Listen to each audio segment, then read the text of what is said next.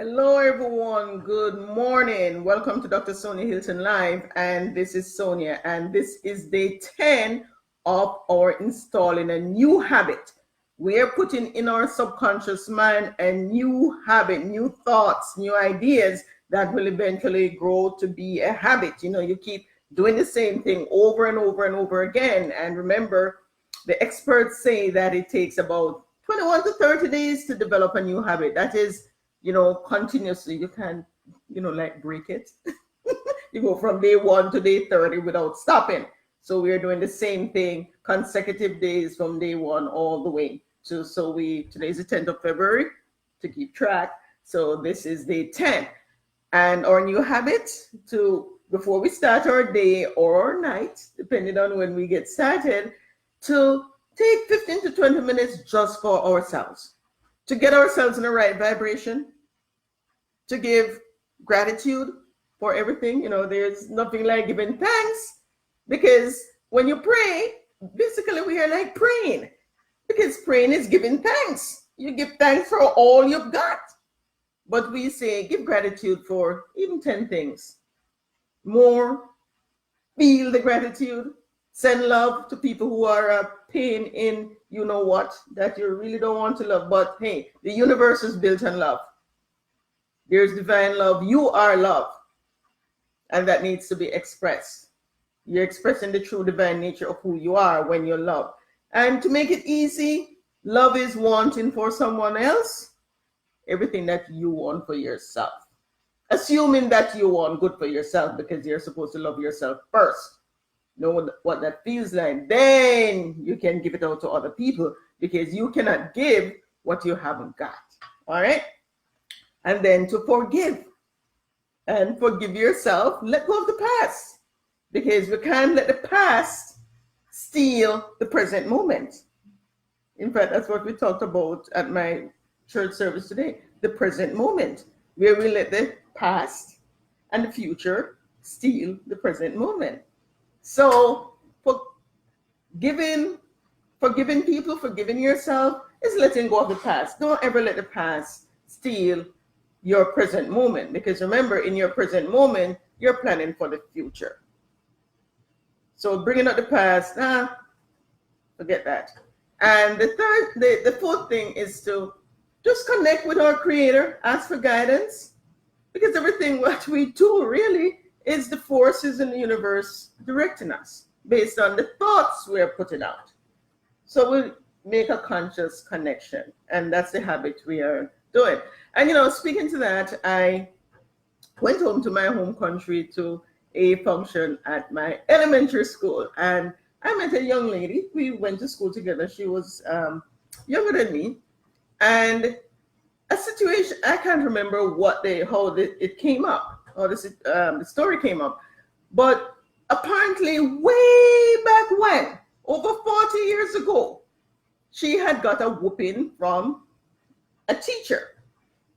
And she don't think she deserved the whooping, or other people should have gotten a whooping too and they didn't. I don't know what the situation was, but the fact is, right now, she has not forgiven that situation. She has not forgiven that teacher.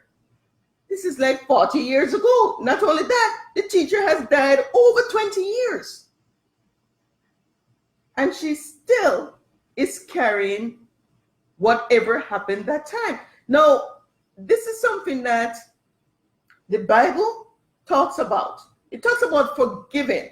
And it didn't say why we need to forgive. It didn't go into detail. But somehow the wisdom writers probably knew something. And they say, forgive. Let it go. Because what science is now showing us is that when we have certain situations, like she got a whooping, there was a time when her adrenaline was just flowing. She wanted to get away. She wanted to fight, but she couldn't fight. And she couldn't get away. That's why she got a whooping. But either which way, those hormones, those chemicals were in her body. Those hormones are there to get us out of a situation quickly, to give power to our muscles to get out or fight. And When that happens, you're supposed to go back to your normal condition. Peace, tranquility, not gearing up to fight all the time. Now, what is happening every time she thinks about the situation that happened? The same chemicals are produced. It has the same reaction in the body. Now, if you should look at an animal, let's say an animal in the wild. Let's say, I don't like using the word reindeer because, nothing should happen to reindeer, but let's say a deer. Take out the rein. Just say a deer. A deer is being chased by a lion. That deer has got some chemicals released that got his feet just charging. And so he got away from the lion. Now, if you watch that deer in a little bit, say probably 20 minutes after he got away, you'll see the deer grazing, he's eating. Because those chemicals have now left his body. You see, when you're in a state of excitement, you know it. You can't eat. No, all that blood is gone to your legs and your arms and so on. It's not going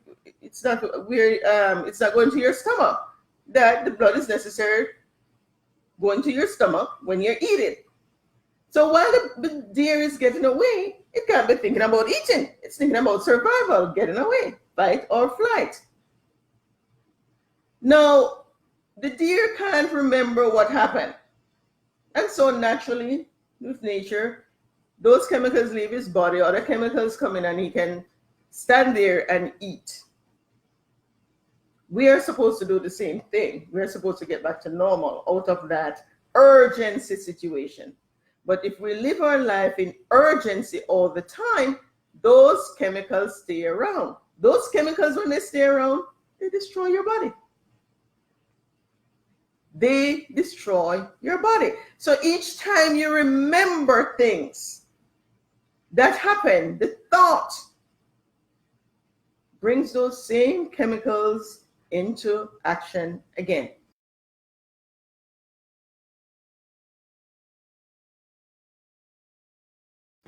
Unless another situation where he has to get away or fight. But for us, a thought can bring back the same chemical reaction in our body. And it destroys our body, we get sick.